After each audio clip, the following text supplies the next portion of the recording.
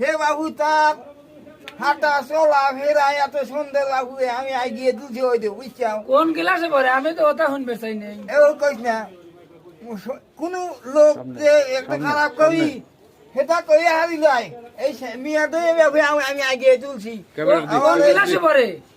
এই তোরা যখন এতই করেছি বাবু আমি ক্লাসটা আর বলি না বাবু। বন্ধু ওই ক্যামেরা আমি ওই মেয়েটাই আগিয়ে তুলছি তোকারে দোয়াই 10 জনের দোয়াই আগিয়ে তুলছি আমি।